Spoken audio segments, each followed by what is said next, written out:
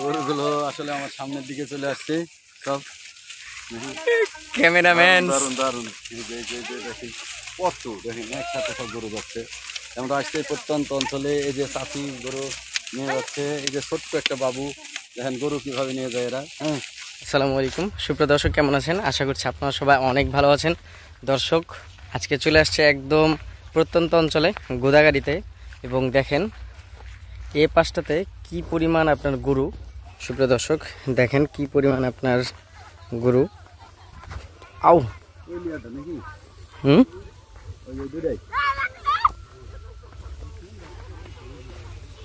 কত গরু।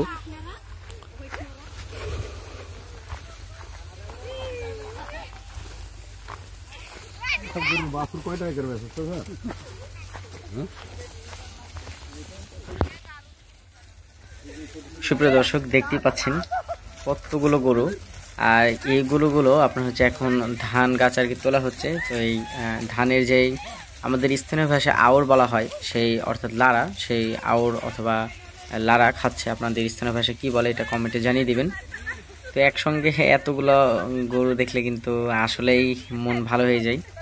আর গরুর বাছুরগুলো দেখতে খুবই চমৎকার, মানে সব এগুলো বাড়িরই গরু। বাপরে,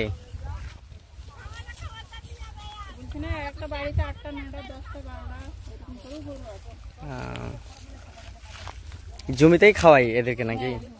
এখন ধরেন যে এই মাছটা আলু করে দিলে ও, এখন তাই গরু চড়বো, মনে করেন যে আষাঢ় মাস পর্যন্ত। দেখলাম আসার সময় প্রতিটা বাড়িতেই গরু। হ্যাঁ,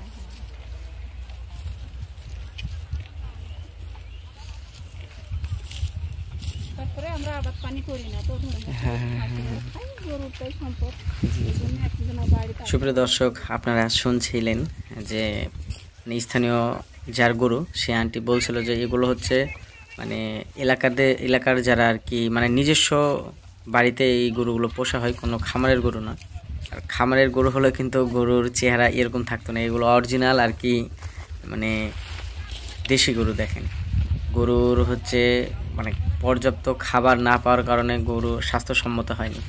আর যেহেতু ইনারা খাবার বলতে আপনার এই যে ঘাসগুলোই আর কি মাঠে চড়ান, ঘাসগুলোই খাই।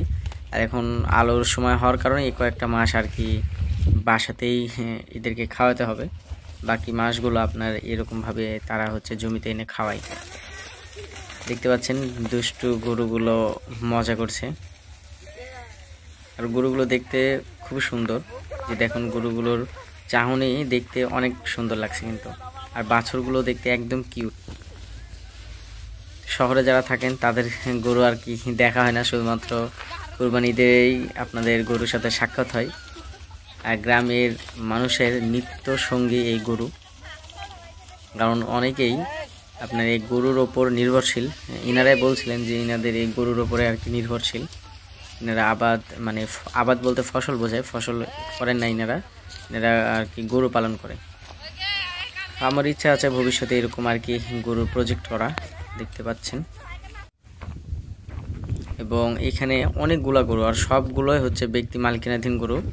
ব্যক্তি মালিকানাধীন বলতে মানে প্রতিটা বাড়ির গরু এখানে একসাথে আর কি তারা নিয়ে আসছে চড়াইতে, আর ওই ধানের আউর খাওয়াতে আর কি। তো মূলত এই চারিধারে বিলে আপনার হচ্ছে এদেরকে খাওয়ানো হয়। পুরো মানে বিলটা বিশাল বড়, চারিদিকে আপনার যতদূর চোখ যায় শুধু বিল আর বিল।